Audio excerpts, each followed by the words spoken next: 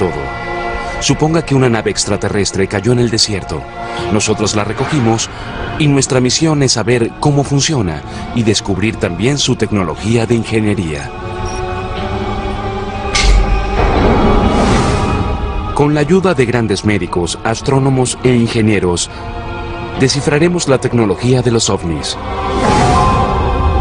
Anuladores de inercia, mecanismos de antigravedad y excavadoras de huecos de gusanos. Quizá en el proceso descubramos los secretos del universo a través de la ingeniería extraterrestre.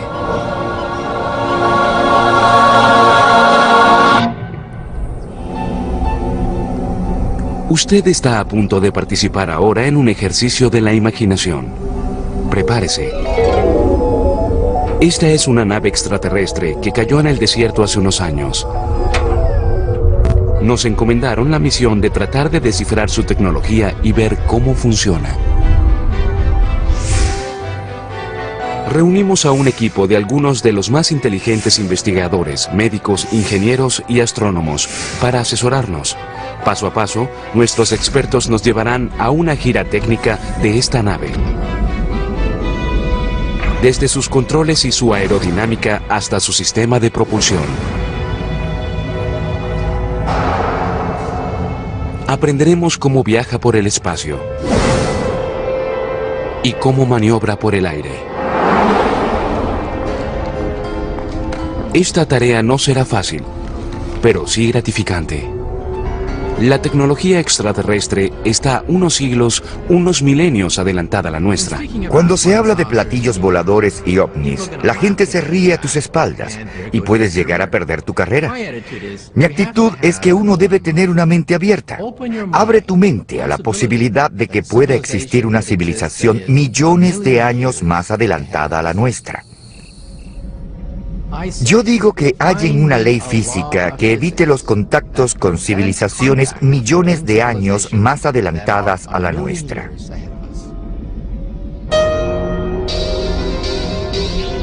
No hay necesidad de convencernos a nosotros, tenemos la prueba. Esta nave es como un examen robado de física avanzada. Empecemos con lo básico, la silueta y características de vuelo de la nave. Nuestros extraterrestres hicieron un platillo. ¿Tiene su forma alguna ventaja aerodinámica? Había muchas otras opciones. Al estudiar registros de avistamientos de ovnis en los últimos 50 años, era obvio que había más de un diseño. Al investigar avistamientos de ovnis, uno se da cuenta que hay muchos rasgos comunes en esos casos y que permanecen fieles en los distintos reportes. Lo primero es que al pensar en ovnis pensamos en un platillo volador, en la silueta de disco que suele ser de metal y brilla con el sol, y esa es quizá la forma más frecuente. Luego están los ovnis en forma de cigarro. Después, los avistamientos más populares son las luces en el cielo, los globos que brillan y que a veces van muy lento y otras muy rápido. Un triángulo o un boomerang son otras formas comunes de avistamientos. Como los extraterrestres podrían venir de todas partes de la galaxia, es sensato creer que tendrían distintos modelos y formas, como las que tenemos nosotros en nuestras naves. Cada una tiene su propia meta y características de manejo. Cuando se piensa en un avión ligero, las alas suelen tener generalmente bordes romos, pero cuando desarrollas altas velocidades, las alas deben tener bordes afilados. Para llegar a velocidades hipersónicas, no necesitas tener ninguna ala. Lo que la NASA está probando en estos momentos es básicamente algo que tiene la forma de una lámina voladora. La forma sí afecta la calidad aerodinámica de un objeto volador en nuestra atmósfera. Cuando uno piensa en aviones convencionales, la fuerza que suele actuar sobre ellos es la fuerza ascensional. Eso generalmente es hecho por alguna superficie a la que llamamos ala. Pero contra la fuerza ascensional actúa la resistencia al avance, y eso es sencillamente el aire que se mueve sobre una superficie y que tiende a impedir su movimiento. Por supuesto que eso hay que superarlo con algún tipo de propulsión hacia adelante o impulso, que contrarresta la resistencia al avance.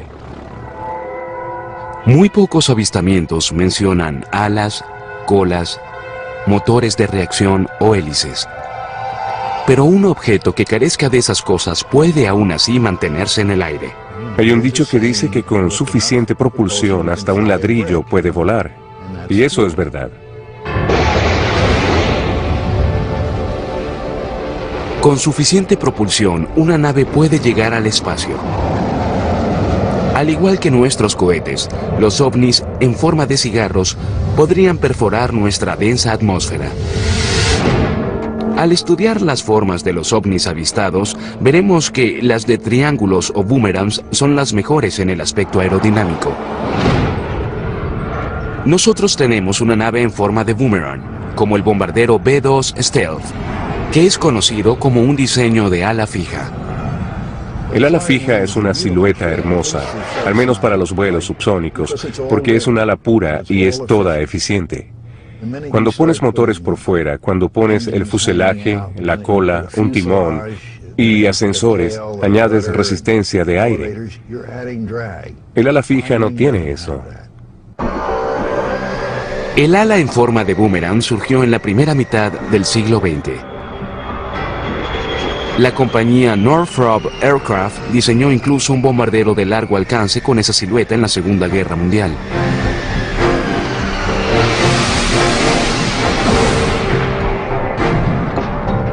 Es una coincidencia que el avistamiento que empezó el fenómeno de los ovnis también describió objetos en forma de boomerang.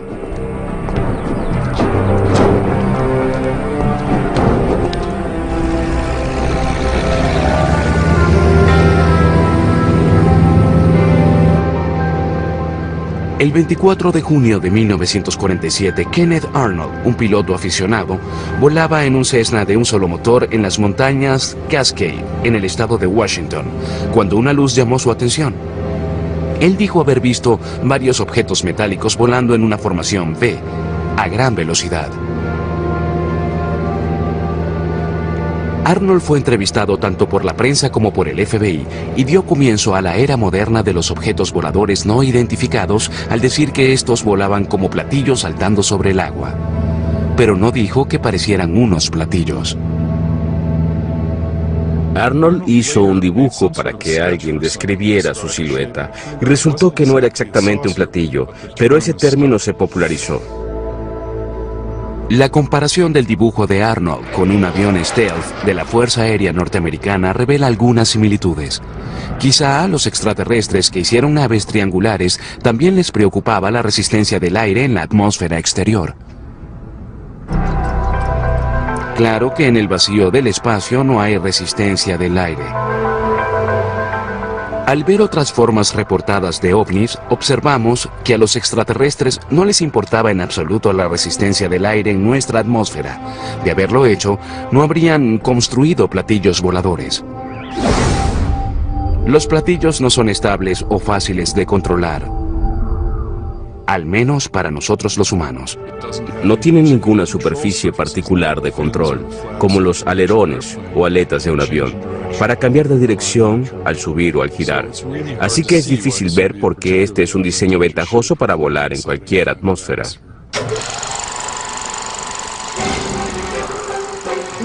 Muchos se han interesado en hacer platillos voladores y han mostrado que se pueden hacer.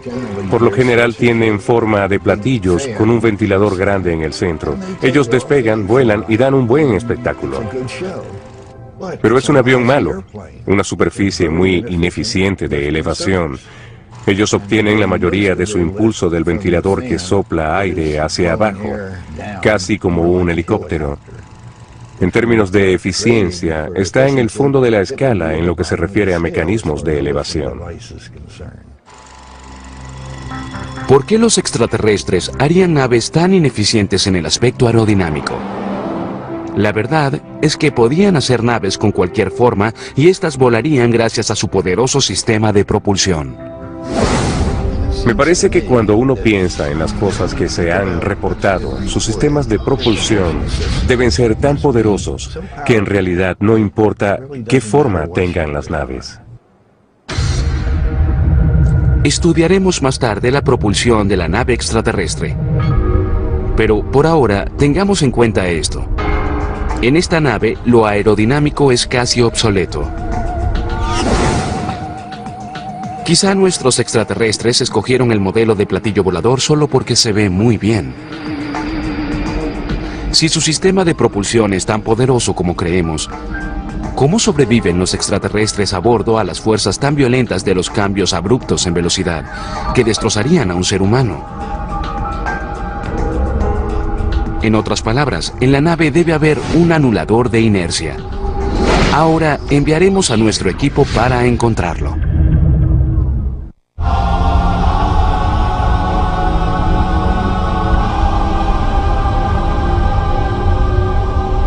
Nuestra nave extraterrestre es inmune a la resistencia del aire de la atmósfera de la Tierra.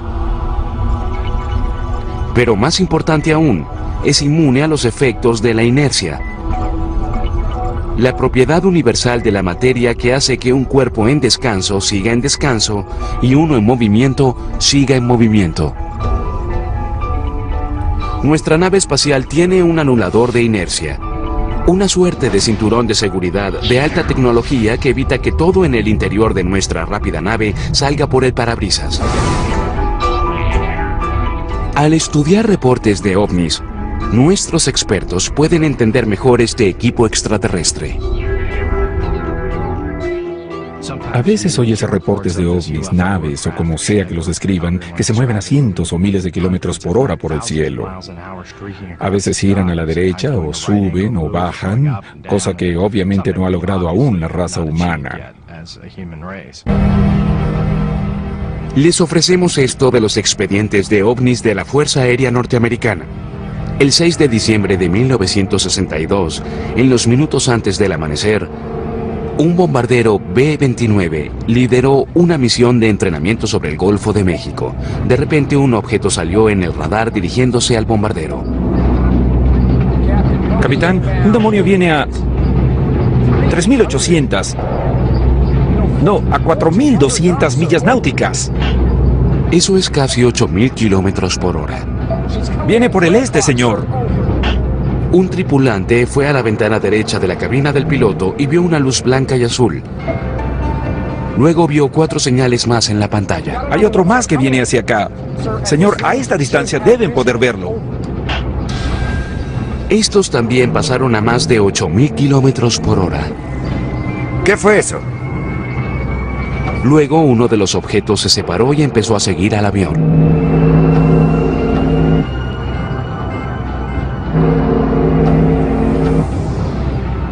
Unos minutos después, el operador del radar vio a todas las señales volar y fusionarse con una señal más grande de radar, que quizá fuera una nave voladora grande. Esa nave nodriza grande arrancó luego a más de 16.000 kilómetros por hora.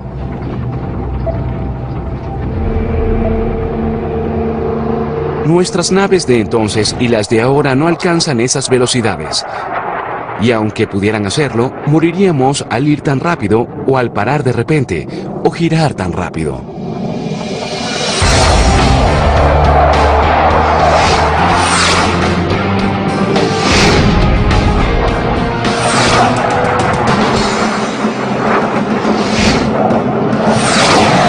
Las fuerzas de aceleración generadas al realizar esas maniobras destruirían la estructura de una nave y sus ocupantes. Cada vez que aceleras, desaceleras o giras, participa una fuerza, y si el movimiento es muy severo, entonces la fuerza debe ser muy severa.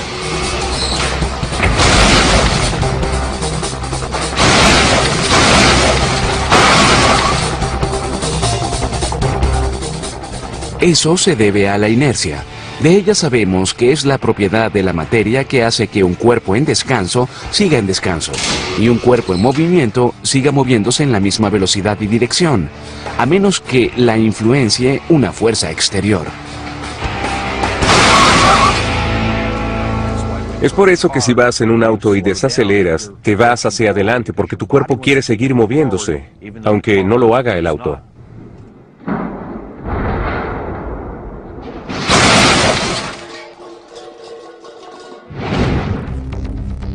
Si la nave espacial viaja a más de 8.000 kilómetros por hora y se para de repente, la nave quizás se detenga.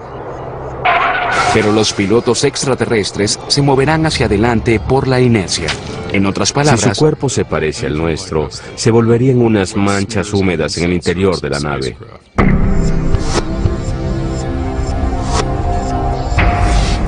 por esa razón el anulador de inercia es necesario. Para entender cómo funcionaría esto, podemos estudiar las investigaciones hechas en más de 100 años de vuelo aquí en la Tierra.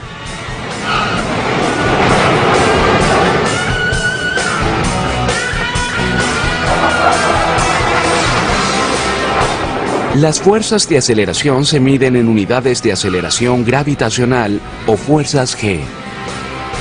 Una sola G es el empuje hacia abajo que la Tierra ejerce en nuestros cuerpos a nivel del mar. Los pilotos de cazas y acrobacias llegan hasta 9 G durante ciertas maniobras. Subir en el avión genera G positivas. Eso da la sensación de que uno sea varias veces más pesado. Las caídas en picada y las paradas abruptas producen G negativas y una sensación de ingravidez, como una montaña rusa que baja por su primera caída grande. Pero alcanzar G altas no es como una atracción de un parque temático. De hecho, pueden ser mortales.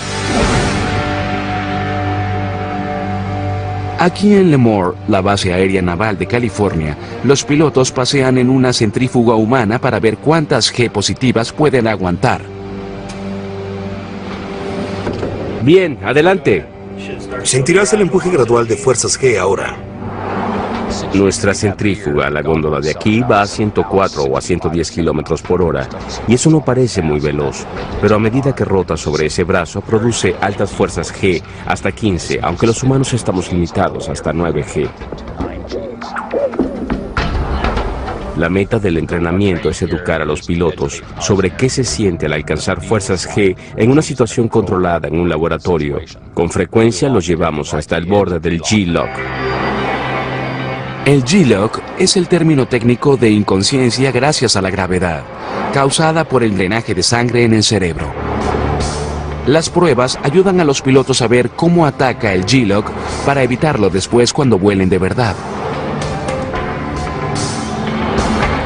Si no se previene, el G-Lock puede hacer que un piloto se desmaye. Después morirían por falta de oxígeno o al estrellarse el avión. Lo que pasa es que en ciertos momentos la sangre no puede circular por todo tu cuerpo. Las fuerzas son tan grandes que la sangre es empujada hasta tus piernas. Un astronauta robusto puede sobrevivir 10 G. Más allá de eso, partes de tu cuerpo son literalmente despedazadas por las fuerzas G.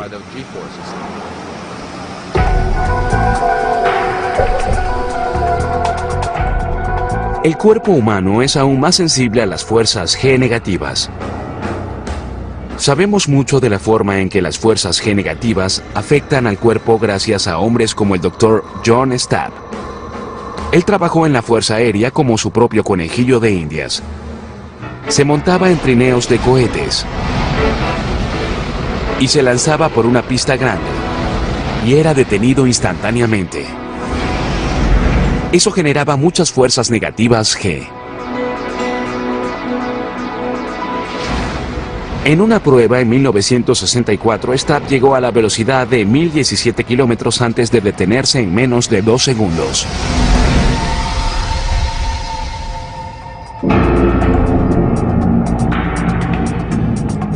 Él sobrevivió, pero sufrió una conmoción, rompiendo los vasos capilares en sus ojos debido a la fuerza de más de 40 Gs.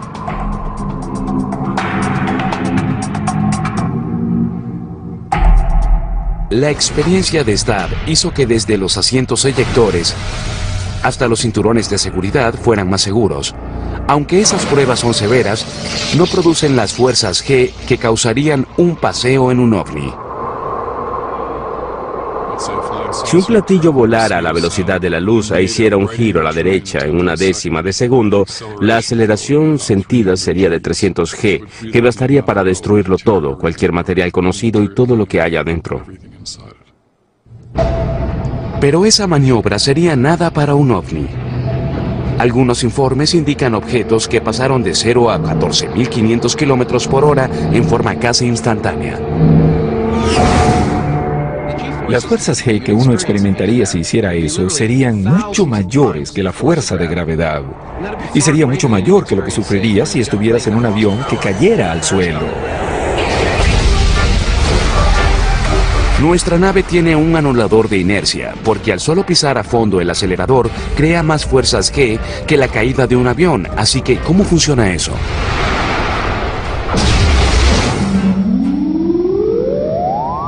Debe haber algo dentro de la nave que contrarreste esas fuerzas G.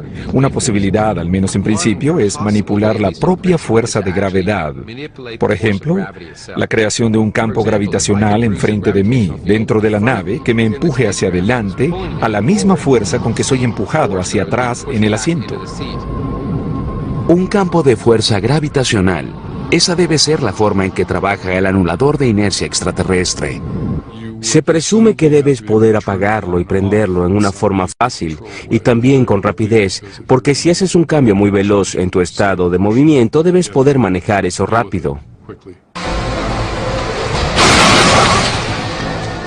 Esos extraterrestres nos mostraron la forma de superar la inercia. Quizá algún día usemos ese conocimiento para eliminar la necesidad de cosas como los cinturones de seguridad y las bolsas de aire. Ahora que sabemos qué hace el anulador de inercia, lo siguiente es descifrar el sistema de propulsión. Nuestros expertos creen que es un generador de campo de fuerza o un mecanismo de antigravedad. Los científicos descifran la tecnología de ingeniería de uno ahora. Además del asombro que causan, los encuentros cercanos con ovnis pueden revelar secretos de cómo funcionan esas naves y quizá hasta pistas sobre sus sistemas de propulsión. Lo que verán es una dramatización, un montaje de encuentros similares. ¿Está encendido? Sí, Bien, lo primero que hacemos al llegar al lugar es revisar el refrigerador, ¿sí? así es. Dos hombres se dirigen a una excursión de fin de semana y también hacia una sorpresa. En muchos casos ha habido avistamientos donde un ovni surgía en el cielo, o volaba sobre un auto, o aterrizaba detrás de un árbol, o algo así. Lo primero que haría es dejar mi trabajo. A veces incluso apagaban los motores de autos y hacían que parpadearan sus luces. Pero ¿en qué forma hacen eso? Es en realidad una interrogante para nosotros. No puedo creer que se acabó el combustible. No nos quedamos sin gasolina, debe pasar otra cosa. Hay ciertas características que fueron reportadas una y otra vez, sin importar la forma de la nave. Una de ellas es sin duda el silencio. Podía ser una nave de gran tamaño que volaba encima de alguien, y los testigos decían que no hacía ningún ruido. Entraremos por aquí para volver a la autopista. Mira, si no creías que era una buena idea, debiste decirlo. Creo que le ocurre algo a la cámara.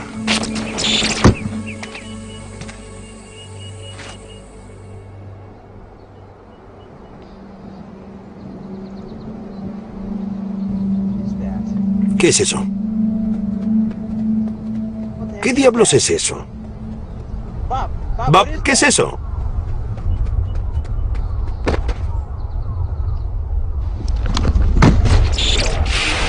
Igual que lo acaban de ver, nuestra nave extraterrestre puede volar en silencio. Y también la energía producida por su sistema de propulsión afecta a cosas eléctricas. La nave usa la antigravedad, o un generador de campo de fuerza, como su sistema de propulsión. Nuestros ingenieros tratan de determinar cuál de esos dispositivos usa la nave. Quizá los extraterrestres hallaron una forma de apagar en silencio a la gravedad. En algún lugar de la nave debe haber un mecanismo de antigravedad que niega la atracción natural que la Tierra ejerce sobre las demás cosas. Pero, ¿qué es la gravedad? Para eso debemos recurrir a la pizarra. Hay 4 fuerzas conocidas: el electromagnetismo, las fuerzas nucleares fuertes y débiles, y la gravedad. La gravedad es la más enigmática. Es irónico que sea la que conocemos más y que sea la más débil de las 4. Si uno dice que no entiende bien la gravedad, entonces está en buena compañía, porque creo que ni los mejores científicos entienden la gravedad aún. E es igual a mc al cuadrado, en la que la energía es en parte igual a la masa, multiplicada por el cuadrado de la velocidad de la luz. Albert Einstein, cuando trabajaba en la oficina de patentes, revolucionó nuestro entendimiento de cómo funciona el universo con sus teorías generales y especiales de la relatividad. En la de la relatividad general, Einstein dijo que la gravedad es el resultado de la curvatura del espacio causada por la energía y la masa.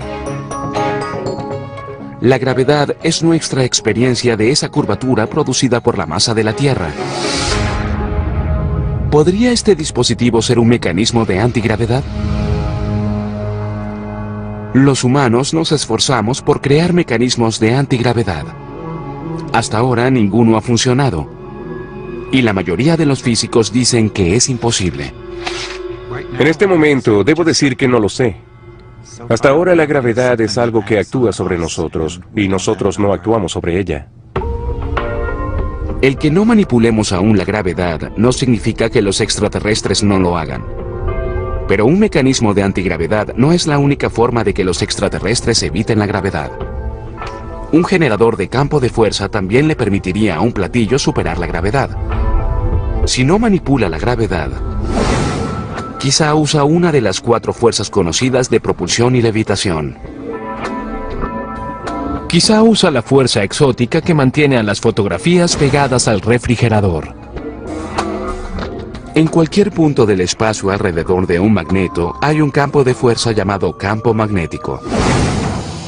Todo magneto permanente tiene un polo norte y sur.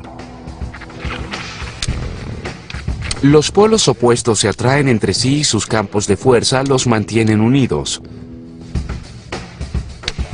Los polos idénticos se repelen. Y dentro de ciertos parámetros, esa fuerza supera la gravedad. Los electrones que se mueven por un rollo de cables también producen un campo magnético. Si quieres crear un magneto fuerte, haces lo que hacíamos en segundo grado, o sea, crear un rollo de cables. Luego le pasas una corriente eléctrica y pruebas que es un electromagneto haciendo que atraiga un alfiler u otro objeto. Hoy usamos electromagnetos para crear propulsión. Un tren maglev usa electromagnetos opuestos para levitar un tren e impulsarlo por una pista. Mientras un tren maglev depende de 2 conjuntos de magnetos para lograr ese truco, algunos materiales solo necesitan un campo magnético para lograr lo mismo. Este es un puck de hockey de óxido de itrio, bario y cobre. Este es uno de los superconductores de alta temperatura descubierto hace unos 20 años. Si lo ponemos en nitrógeno líquido para enfriarlo, se vuelve superconductor y sus propiedades cambian dramáticamente.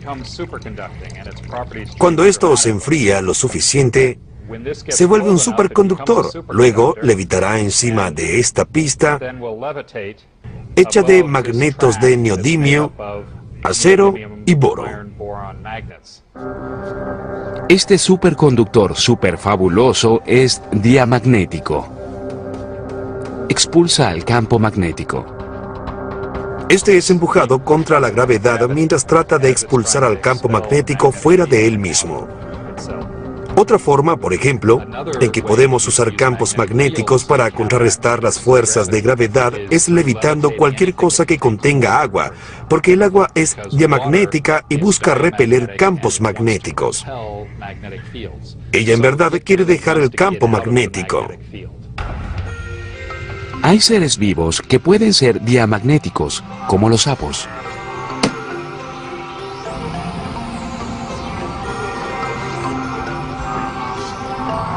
Si pones algo que tenga agua y nuestros cuerpos contienen en su mayoría agua y el cuerpo de un sapo contiene en su mayoría agua, puedes poner eso en un gradiente de campo magnético. Así tendrás un campo fuerte allí y uno más débil ahí, y el más débil estará aquí arriba, y el objeto con agua se moverá hacia los campos magnéticos más débiles. Así que al configurar bien tu experimento, puedes hacer levitar el sapo. Puedes hacer que un ser humano levite porque tenemos mucha agua.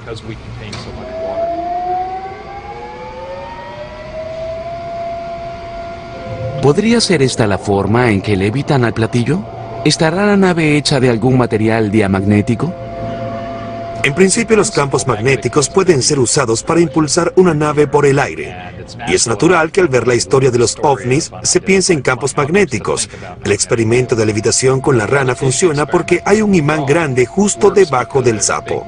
Y así es como podemos hacer que la fuerza magnética sea igual y opuesta a la fuerza gravitacional. Si los ovnis usaban levitación magnética, no solo notaríamos al ovni, sino también al imán grande que arrastrarían por debajo del platillo. Así que no creo que eso sería lo que usaban ellos. La nave extraterrestre no vuela sobre un imán grande, pero la propia Tierra genera un campo magnético.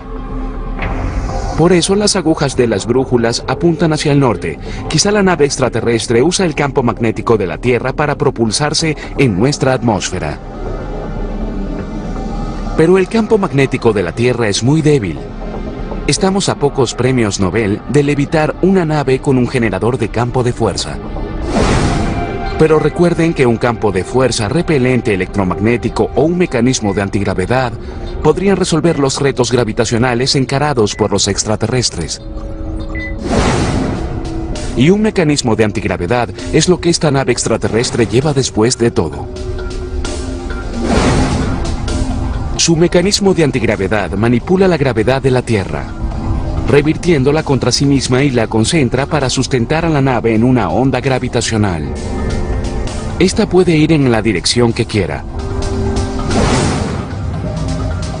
Ahora que sabemos que la nave iguala las maniobras acrobáticas de los reportes más asombrosos de ovnis, nos fijaremos en los mecanismos que le permiten viajar por el universo. Nuestra nave extraterrestre usa una forma exótica de viajar por el espacio a través de las galaxias, porque no podría hacer eso con la energía de los combustibles de cohetes. El espacio es sencillamente muy grande, demasiado grande. Observen nuestro sistema solar. Si nuestro sistema fuera de un pie de largo, aquí está el Sol. Y aquí la órbita de Plutón. Y uno preguntaría, ¿dónde están las estrellas más cercanas? Estarían a kilómetros de distancia. Después de nuestro Sol, la estrella más cercana está en el sistema Alpha Centauri, a más de 4 años luz de distancia. Eso significa que, aun si la nave extraterrestre viajara a la velocidad de la luz, a unos 300.000 kilómetros por segundo, tardaría unos 4 años en llegar a Alpha Centauri desde aquí. Y aun si fuéramos allí, quizá no hallaríamos a nadie. Los científicos calculan con optimismo que el planeta habitable más cercano está a 45 años luz de distancia. Es obvio que ellos usan métodos no convencionales. Además, para recorrer distancias tan grandes necesitarían mucho combustible. Todo ese combustible le añade peso, por supuesto. Consideren lo mucho que tardarían los extraterrestres si usaran cohetes convencionales. Las misiones Voyager, que exploraron Júpiter y Saturno, son los objetos más rápidos hechos por el hombre. Van a 16 kilómetros por segundo. Eso es veloz, pero no lo suficiente. Si los griegos de la época de Homero hubieran lanzado una misión espacial a las estrellas más cercanas y viajaran tan rápido como el Voyager, que es la sonda espacial más veloz hecha por el hombre, y si la lanzaron hace 5.000 años, aún deberían pasar 70.000 años para llegar a la estrella más cercana. No habría recorrido ni el 1% de su viaje. Esta nave está hecha para viajar a la velocidad de la luz o más, y eso no es posible con métodos convencionales. Para lograr esa meta, los extraterrestres debían romper alguna ley de la física, porque Albert Einstein no les permitiría ir tan rápido en la forma antigua.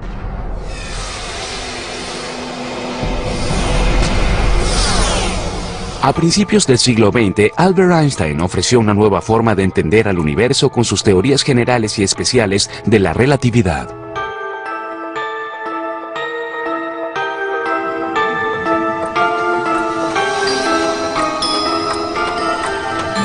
Einstein teorizó que el tiempo es relativo a través del espacio. Es viscoso y flexible. Uno de los raros efectos secundarios de viajar cerca de la velocidad de la luz es algo conocido como dilación del tiempo. Según Einstein, mientras más te acerques a la velocidad de la luz, más lento irán los relojes de tu nave. Así que el tiempo se le pasa a uno más lento. Por eso si tienes a alguien acercándose a un 80 o 90% de la velocidad de la luz, el tiempo para él pasaría muy lento. Si lanzamos un cohete de la Tierra en un viaje de ida y vuelta a Alpha Centauri, viajando cerca de la velocidad de la luz, pasarían años en la Tierra antes que volviera a esa misión. Pero en la nave espacial solo habrían pasado unas semanas. La tripulación solo habría envejecido unas semanas, y el generador de vuelo indicaría que fue un viaje corto. No es ciencia ficción, es cierto. Podemos probarlo en laboratorios no avanzados de física en todo el mundo y funciona. Es cierto que los relojes sí irían más despacio para un observador que vea a alguien viajando cerca de la velocidad de la luz. Esto es grandioso, pero también es un problema si una nave hace un viaje de regreso y tarda 5 años en terminarlo, pero llega 50.000 años más tarde a su base.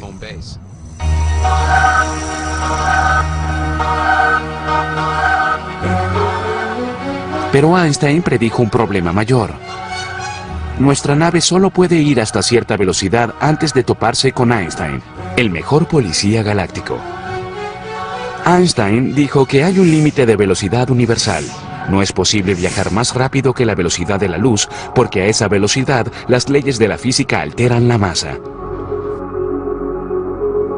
A medida que los objetos suben su velocidad para acercarse más a la velocidad de la luz, aumentan su masa. Si tomo un átomo y lo acelero a la mitad de la velocidad de la luz con combustible de cohete, la cantidad de combustible requerida sería mayor que toda la masa visible del universo. Como nuestra nave estaría hecha de átomos, tendría el mismo problema. A medida que la nave extraterrestre se acerque a la velocidad de la luz, aumenta más su masa, hasta que al final, según Einstein, se vuelve infinitamente más grande. Esa es parte de la asombrosa relación entre la energía y la masa que Einstein captó hace más de un siglo, y el resto del mundo ha estado lidiando con ella desde entonces. Pareciera que esto fuera un muro que impidiera que nuestros extraterrestres viajaran por la galaxia, pero en verdad no lo es. Porque nuestros extraterrestres hallaron una abertura en la teoría de la relatividad de Einstein. En realidad no es una abertura, sino un agujero de gusano. Quizá hay un desvío alrededor de la velocidad de la luz.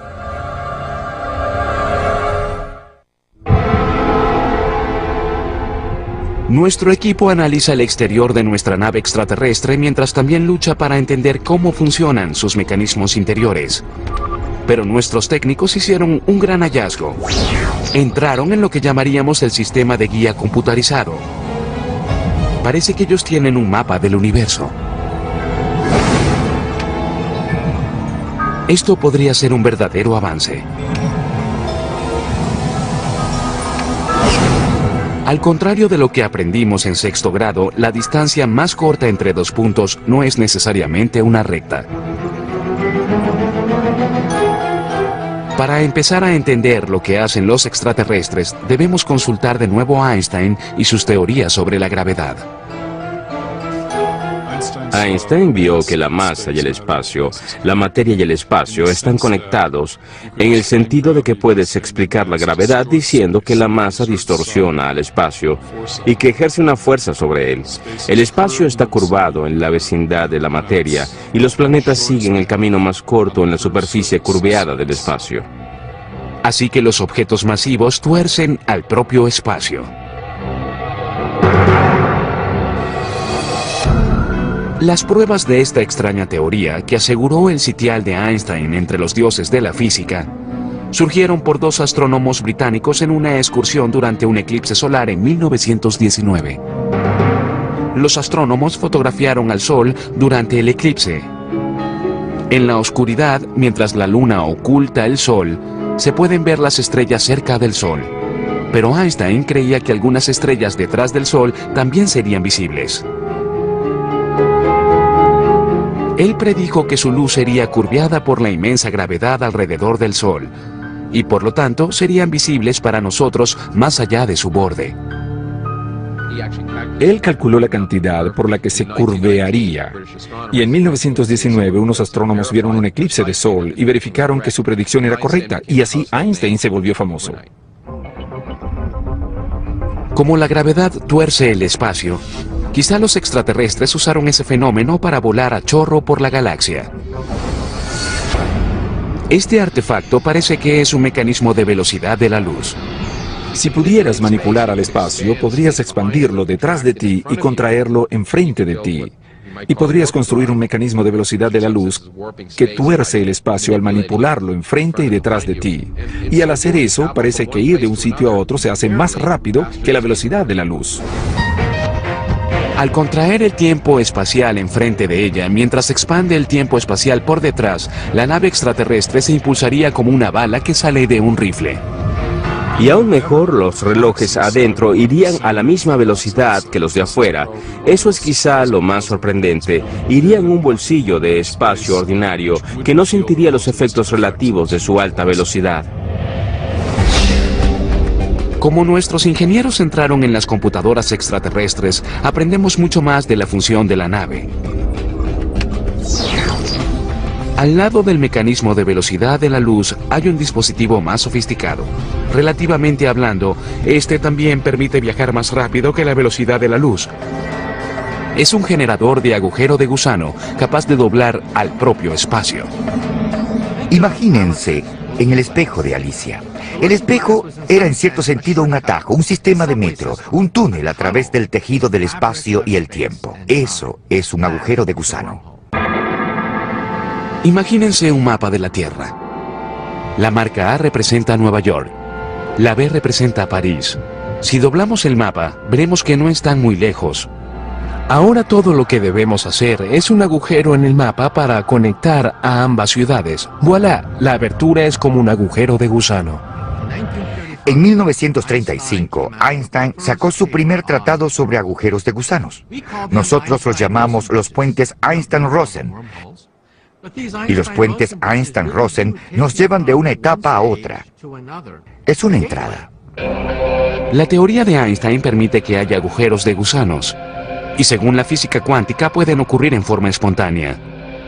Sabemos que las ecuaciones de Einstein están llenas de agujeros de gusanos. Es imposible ver las ecuaciones de Einstein sin hallar un agujero de gusano. Están en todos lados. El problema es saber cuán estables son.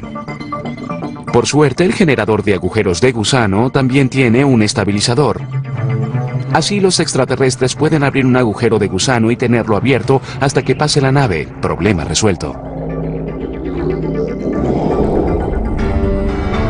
La comprensión de esta nave extraterrestre ha sido un gran reto.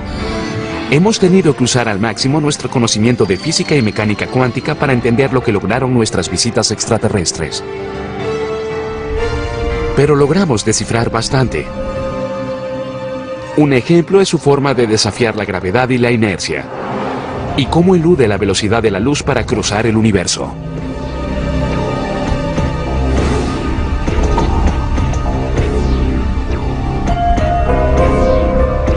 El próximo reto es usar este conocimiento para crear máquinas para viajar por el espacio y el tiempo.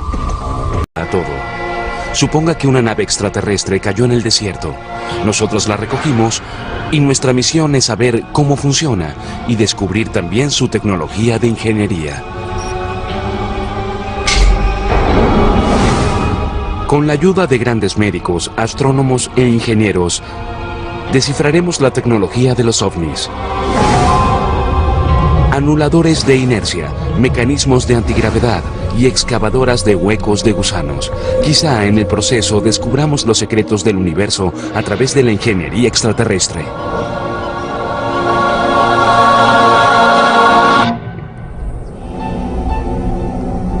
Usted está a punto de participar ahora en un ejercicio de la imaginación.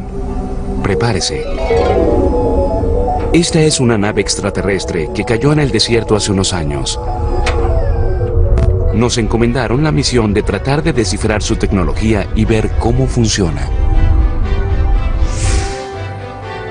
Reunimos a un equipo de algunos de los más inteligentes investigadores, médicos, ingenieros y astrónomos para asesorarnos. Paso a paso, nuestros expertos nos llevarán a una gira técnica de esta nave. Desde sus controles y su aerodinámica hasta su sistema de propulsión. Aprenderemos cómo viaja por el espacio y cómo maniobra por el aire. Esta tarea no será fácil, pero sí gratificante. Los herramientas más populares son las luces en el cielo, los globos que brillan y que a veces van muy lento y otras muy rápido. Un triángulo o un boomerang son otras formas comunes de avistamientos. Como los extraterrestres podrían venir de todas partes de la galaxia, es sensato creer que tendrían distintos modelos y formas, como las que tenemos nosotros en nuestras naves. Cada una tiene su propia meta y características de manejo. Cuando se piensa en un avión ligero, las alas suelen tener generalmente bordes romos, pero cuando desarrollas altas velocidades, las alas deben tener bordes afilados. Para llegar a velocidades hipersónicas, no necesitas tener ninguna ala. Lo que la NASA está probando en estos momentos es básicamente algo que tiene la forma de una lámina voladora. La forma sí afecta la calidad aerodinámica de un objeto volador en nuestra atmósfera. Cuando uno piensa en aviones convencionales, la fuerza que suele actuar sobre ellos es la fuerza ascensional. Eso generalmente es hecho por alguna superficie a la que llamamos ala. Pero contra la fuerza ascensional actúa la resistencia al avance, y eso es sencillamente el aire que se mueve sobre una superficie y que tiende a impedir su movimiento. Por supuesto que eso hay que superarlo con algún tipo de propulsión hacia adelante o impulso que contrarresta la resistencia al avance. Muy también describió objetos en forma de boomerang.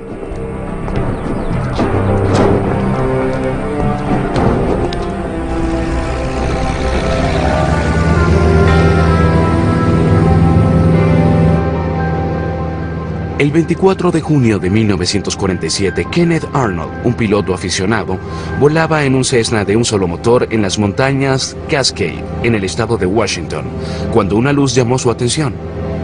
Él dijo haber visto varios objetos metálicos volando en una formación V, a gran velocidad. Arnold fue entrevistado tanto por la prensa como por el FBI y dio comienzo a la era moderna de los objetos voladores no identificados al decir que estos volaban como platillos saltando sobre el agua. Pero no dijo que parecieran unos platillos. Arnold hizo un dibujo para que alguien describiera su silueta y resultó que no era exactamente un platillo, pero ese término se popularizó. La comparación del dibujo de Arnold con un avión stealth de la Fuerza Aérea Norteamericana revela algunas similitudes. Quizá a los extraterrestres que hicieron naves triangulares también les preocupaba la resistencia del aire en la atmósfera exterior. Claro que en el vacío del espacio no hay resistencia del aire. Al ver otras formas reportadas de ovnis, observamos que a los extraterrestres no les importaba en absoluto la resistencia del aire en nuestra atmósfera. De haberlo hecho, no habrían construido platillos voladores. Pocos avistamientos mencionan alas, colas, motores de reacción o hélices. Pero un objeto que carezca de esas cosas puede aún así mantenerse en el aire. Hay un dicho que dice que con suficiente propulsión hasta un ladrillo puede volar. Y eso es verdad. Con suficiente propulsión, una nave puede llegar al espacio. Al igual que nuestros cohetes, los ovnis, en forma de cigarros, podrían perforar nuestra densa atmósfera. Al estudiar las formas de los ovnis avistados, veremos que las de triángulos o boomerangs son las mejores en el aspecto aerodinámico. Nosotros tenemos una nave en forma de boomerang, como el bombardero B-2 Stealth, que es conocido como un diseño de ala fija. El ala fija es una silueta hermosa, al menos para los vuelos subsónicos, porque es un ala pura y es toda eficiente. Cuando pones motores por fuera, cuando pones el fuselaje, la cola, un timón y ascensores, añades resistencia de aire. El ala fija no tiene eso. El ala en forma de boomerang surgió en la primera mitad del siglo XX. La compañía Northrop Aircraft diseñó incluso un bombardero de largo alcance con esa silueta en la Segunda Guerra Mundial.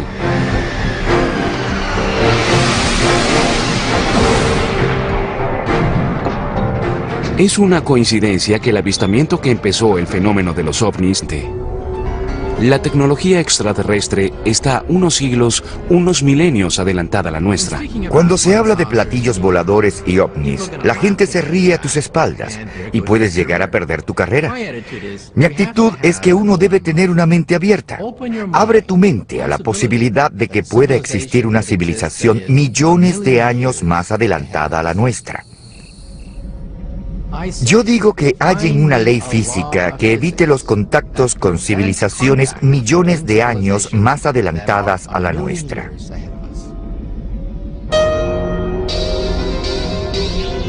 No hay necesidad de convencernos a nosotros, tenemos la prueba. Esta nave es como un examen robado de física avanzada. Empecemos con lo básico, la silueta y características de vuelo de la nave. Nuestros extraterrestres hicieron un platillo. ¿Tiene su forma alguna ventaja aerodinámica? Había muchas otras opciones. Al estudiar registros de avistamientos de ovnis en los últimos 50 años, era obvio que había más de un diseño. Al investigar avistamientos de ovnis, uno se da cuenta que hay muchos rasgos comunes en esos casos y que permanecen fieles en los distintos reportes. Lo primero es que al pensar en ovnis pensamos en un platillo volador, en la silueta de disco que suele ser de metal y brilla con el sol, y esa es quizá la forma más frecuente. Luego están los ovnis en forma de cigarro. Después los avistamientos